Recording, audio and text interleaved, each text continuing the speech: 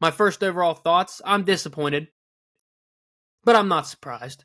I'm not. I never thought Neil Brown should ever have been the head coach for the West Virginia Mountaineers.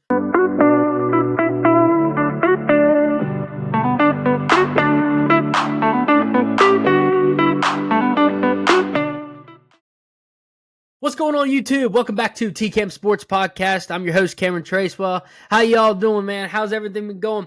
How college football's been on a high. NFL's been on a high. It's been a crazy time in sports. Baseball's in the postseason. Basketball's coming up here soon. But college football, there's been a lot of great games covering every single week on TikTok and Instagram. I know I haven't been on I did a little bit of pick'ems last week on the YouTube here, but this week I want to talk about something other than just, every single weekly games. We got something to talk about today, something important to talk about, and I think it's time for us to address it. I think it is. I want to talk about my West Virginia Mountaineers. I do. West Virginia's 3-3 on the season. My first overall thoughts, I'm disappointed, but I'm not surprised. I'm not. I never thought Neil Brown should ever have been the head coach for the West Virginia Mountaineers. Not because I don't think Neil Brown can't coach football. He's proven it at Troy that he can coach football. He can coach football at some college level, right? He's proven it. He was 35-16 at Troy, 23-9 in that conference. He has proven it that he can coach football on the college level. Now, West Virginia, different story. Shouldn't be coaching at West Virginia. West Virginia should have never hired him. And here's why. It's been a bad marriage. This has been a bad marriage for West Virginia, and I think it's time for this marriage to finally end. I think it's time for it to finally end. We'll just talk about why I think, and then we'll talk about who I think they should hire. West Virginia, 6-year tenure for Neil Brown. In the 6 years, and that's including this year, ladies and gentlemen. 2019, he was 5-7. 2020, COVID year, 6-4. 2021, 6-7. 2022, 5-7. 2023, 9-4. So yeah, year 5, we went up. Great. Did awesome. Probably, the Houston game last year could have been 10-3. Could have won 10 games last year, realistically. 2024, 3-3. This year, lost to Penn State. All right, it's Penn State, the number 3 in the country. They're a great football team. Won to Albany. Was up against Pitt with a 10-point lead against Pitt with 4 minutes to go in the game, and Pitt wins the football game. I hate that. Rivalry game, things happen, but with that type of lead, it upsets me. Then plays Kansas, right? Gets a win, and so then we go to 2-2. Then goes and plays Oklahoma State. Runs 390 yards on them. Runs it down their throat. We win. Big time win. There's back-to-back wins right there. We're 3-2. Mountaineers, okay, I want to talk about, we should fire Neil Brown after the Pitt game, but I was going to shut my mouth and let him coach, right? Before I said anything else. We beat Kansas and beat Oklahoma State. We beat Kansas by the skin of our teeth, but we beat Oklahoma State in a pretty good fashion. So I was like, all right, maybe he's proven himself. Next game, a ranked opponent. A real ranked opponent. Now, I can't remember the last time West Virginia beat a ranked opponent. I really can't. I probably have to go back and really look for it. But at least under Neil Brown's tenure, I can't remember us beating a ranked opponent, and at least a really good one at that. So, Iowa State, number 11 in the country, big-time dogs. But for West Virginia, it's a personal week. It's personal. It's a personal, special week. All new black uniforms. All new fire black uniforms. And I'll attach a picture for everybody who wants to see that what West Virginia's uniforms will look like. But Coal Rush week, special for the fans. You know how Penn State does a whiteout, right? West Virginia kind of did like a blackout where everybody wore black. It was really cool. You don't see that very often at WVU since we're blue and gold. So to see a black, it was really awesome to see. And the atmosphere was great. It was fun. We'll get to the message. I know people are listening like, yeah, I know about the message. Yeah, we'll get to that here in a little bit. But overall, it was great environment. And West Virginia had the fan base on their back to help them win this game. Penalties, number 1 for the Iowa State game alone. Penalties, that didn't help. And Garrett Green's 2 picks really didn't help. So, little bit, and Neal Brown's coaching. Three things there. Penalties, BS penalties get called all the time in college football. That happens. Picks, we could have avoided, and and Neal Brown could probably offensively coach a little bit better. But it is what it is. So we lose to Iowa State. I was good. Now I think it's time to talk about it. The message of the fans, quote, and for anybody who's not a Mountaineer fan or wants to know where to find this, where I found this message at, it's on Mountaineers. It's Mountaineers Nation on Facebook, and they did an interview, post game interview, right? And I think this quote was misinterpreted, and I don't think Neal Brown meant it this way, but the way he said it really hurt the fan base and really it was like striking a knife in the fan base, and it really hurt a lot of the fans. And I didn't like how it was said either. I think he should have said it a different way. I don't like how it was said, but it is what it is. So I'll read the message to the fans. I get that they want to win, but what I would say is, did they have a good time? Did they enjoy it? It was a pretty good atmosphere. I'm assuming they had a pretty good time tailgating. So if they're in deal for enjoyment, then I would come back. I looked at the weather. It's going to be nice again. It's a night game. We need them to provide home field advantage. Okay, so most of that quote, I understand why people might have misinterpreted, because that's not really what he was meaning. He's meaning he wants the fans to come back if they had a good time, with helping them, right? Like a home field advantage type thing. We need the fans to come back to be on our side against this tough opponent we got coming up. We have a tough opponent, and yada, yada, yada. But what bothered people the most is the first things he said, the first 2 lines that came out of his mouth. And it bothered me when I first heard it. It bothered me. I had to really step back and think about this. I get that they want to win, but what I would say is, did they have a good time tailgating? What bothered me the most about that is West Virginia fans don't pay all this hard work money to watch their football team lose. Like other states, they have other teams. They got other teams. Think about it. Pennsylvania, they got Pitt. They got Penn State.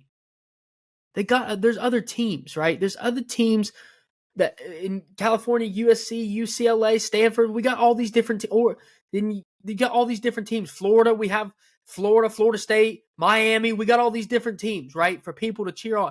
West Virginia, I get we have Marshall, but Marshall's not in the Power 4. I call it the Power 4 because the Pac-12 is a mess. And the Pac-12 doesn't have anybody but Oregon State and Washington State at the moment. So to me, it's a Power 4. And in the Power 4, Marshall's not in there. They're not in there. They're not in the Power 4. West Virginia is. The fan base of the state of West Virginia rides with WVU. And the fans here want to win so badly. They want so bad win. They want to win so bad. We don't want to beat. I can understand if we lose a tight game, to a tough opponent. But we're not even competing in games. We're not really competing in games with the top dogs. I mean, with the best opponents. Like Iowa State. We started the game out well, and it went bad after that. We scored our first touchdown, and then it was over. Iowa State was winning that game. They took advantage in that game. Pitt could have beat Pitt. Didn't. We took advantage. We compete in the ACC against ACC opponents. We can't compete against Big 12. Kansas, we won at the skin of our teeth. We barely won, and they're not even a good football team. Oklahoma State's not really a good football team. Iowa State, good football team. Kansas State, we're playing this week, good football team. Don't know if we're gonna be able to compete in those games. For me, overall, full opinion, how I've always felt about it. I said it back in 2008 when Dana Holgorsen got fired, and I think it had been end of 2018, 2019, wherever it was. Between 2018 and 2019, whenever Dana Holgorsen got fired, and we hired Neal Brown, I said, it's not going to work. You don't bring a heavy rushing team to a air raid conference. It doesn't work. It's not going to work. Not saying Neal Brown can't coach. I'm not saying he don't belong, but his offensive style doesn't work. And it proved it the first couple years. He brings in Graham Harrell. Graham Harrell has coached in the Big 12. He's not been a head coach, but he's a coordinator. He coached under Dana Holgorsen, right? He was a part of that system. He's coached under multiple head coaches in the Big 12 as the offensive coordinator. And guess what? The quarterback wasn't very good, The quarterback wasn't all that great, and they failed. And Neal Brown, instead of giving Graham Harrell another year, ran him off because he wasn't happy with the results. And we've gone back to heavy rush, somewhat pass. And against bad opponents, it works. Look at Oklahoma State. Terrible defense. Ran 390 yards on them. 390 yards. Now you tell me what Big 12 team's running 390 yards worth of offense on somebody. Call me when that's happening. They're not. They're not. Yes, Ollie Gordon and Oklahoma State have ran the ball effectively well, but not 390 yards primarily offense against another team. Neal Brown doesn't belong in WVU, and WVU needs to move on. I see this going nowhere. I don't see us getting any better. He's the worst head coach that WVU's had in probably over the last 50 years. We're not competing in big-time games. Can't tell you the last time we beat a ranked opponent. It's been a disaster. I've had enough. WVU should have never hired him. He should be somewhere else, and we should be with somebody else. It just needs this marriage between the two of us need to just break apart, and we need to get on with it and find somebody else. We need to find somebody else. There's a couple people I'm going to mention. We'll mention 3 coaches here. Now, you guys drop in the comments who you guys would like to come to WVU or who you like to see at WVU. But I think West Virginia's time with Neal Brown needs to come to an end. Nobody's happy. Fans aren't happy. Alumni aren't happy. Players aren't happy. It's a mess. It's an overall total mess. And I don't see it where West Virginia was supposed to win probably 9 games this year. We'll be lucky if we win 7 at this rate. We'll be lucky if we can get 7 wins. I think it's just time for it to end. I don't see where this gets any better. And for the fans that think West Virginia should be competing, it's having some area to compete with Ohio State and Oregon and all, and get Clemson and this and that. Stop. Just stop. Please stop. Don't get into the NIL. Don't even jump into the NIL stuff with WVU. Don't have the money. We got to just live with that. There are just some teams that aren't going to have the money that other teams do. West Virginia doesn't have the NIL money like Ohio State to spend $20 million on a roster. Let alone us spending $8 million on a roster would be a miracle. I just don't think we have the money to do that. And that's okay. Not everybody can compete on that big level. And I want to talk about the NIL later on down the road, but I think WVU should be able to compete in big-time games in their own conference. I'm not saying they should be able to beat Alabama, but I'm saying they should be able to compete against the top dogs in the Big 12, especially when the Big 12 is getting bigger. It's gotten bigger, and the opponents are getting better. Utah's here. We're not playing Utah this year. Colorado walked in with Utah from the Big 12, from the Pac-12, sorry. And guess what? They're competing with Kansas State already. Their offense competes with Kansas State. Air Raid completely competes with them. West Virginia needs to get back to that Big 12 style of offense because we're not going to the ACC and the ACC ain't coming to us. So if we're not moving, we need to find a coach to compete in this type of environment and in this conference. Not saying Dana Holgorsen was perfect, but I am going to say we did compete. We did compete. He did fine. He won 8 games. He won 10 games. His offense competed with everybody else in the Big 12. I can say that for sure. Neal Brown, it's just not working with WVU. It needs to come to an end. So, a couple coaches I'm going to talk about, right? I want to talk about and who I think could be good options to be head coaches. Let's go off and let's just start talking. Let me just get into the one coach that I think's a good starter coach.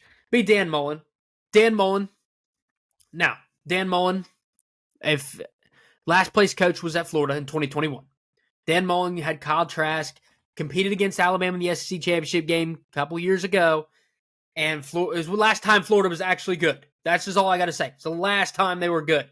Florida hasn't been worth a damn since, and they made a mistake on firing Dan Mullen. Now, Dan Mullen's record, he's 103-61 in he's 103-61 coaching record. In bowl games, he's 7-3. He won the SEC Eastern Division in 2020. He is the SEC Coach of the Year in 2014. He coached at Mississippi State in 2014. He coached at Florida. And at his time at Florida, 2018, he was 10-3. 2019, he was 11-2. COVID year, he was 8-4. 2021, he was 5-6. That is 34-15 record, 21-14 in conference.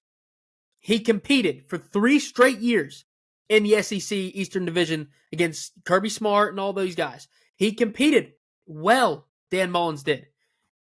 One bad season, they fired him. They canned him. He goes to the SEC championship game, they canned him. West Virginia's never even been in the Big 12 championship game. If he came to us, I don't want West Virginia to, and the reason I'm bringing up Dan Mullins first, I don't want West Virginia to hire somebody like Neal Brown who's trying to prove himself, right? Trying to make a head coaching job and a name for himself. I want a guy who's already made the name, okay? I already want to make the name. So for me, Dan Mullen has made a name for himself in the SEC. He's made a name for himself in college football. I think he'd be a good coach for West Virginia. It'd be a new challenge for him for the Big 12. But I think it'd be a good spot for him. So I think Dan Mullen. My second coach. Now these two coaches right here come a little bit more personal to home. And the reason I say that is they have old history with WVU. These two coaches, and hold on, Kirk Cignetti isn't then the first coach I want to talk about. Kirk Cignetti, right now, is the coach of Indiana in the Big Ten. Just got the job here this year. Indiana, for the first time ever, is 6-0. They've never been 6-0 before, ever. And last week they were 5-0. And that's the first time they've been 5-0 since the 1950s or 1960s, somewhere in that area, that they were 5-0. So now they're 6-0. It's the first time. Kirk Cignetti, his record, he's 125-35 at head coaching. His record tells him for itself. But why do I say it's more closer to home? In 1979, he was West Virginia's quarterback from 1979 to 1982.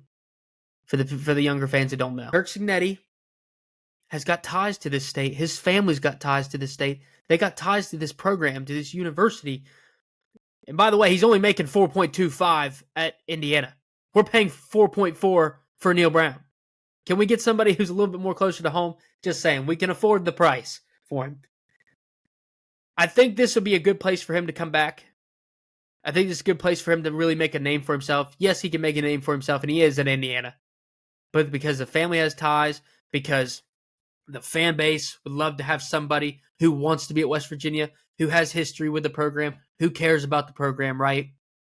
That's what a lot of WVU fans would love to have. Somebody who cares, somebody who has ties, somebody who wants to be here. We don't want to pay somebody we don't want to pay somebody who's just going to stop and go. We want the guy who wants to stay and stay for the long run. I'm not saying we're going to win a national championship. I'm not saying we're going to, do some crazy thing like TCU did. But what I am saying is I'd like to compete. I would just like to win the Big 12 championship one time. In my lifetime, I would love to see it. And I think Kirk Cignetti, with what he has proved at Elon, at James Madison, at IUP, at Indiana now, 125-35 his record, has ties to WVU, wins everywhere he goes. I think it would be a great opportunity for West Virginia to pull him away from Indiana, draw him back here to WVU, and let a guy who was a part of this program, who was a quarterback of the program, be a part of this. I think it'd be special for him.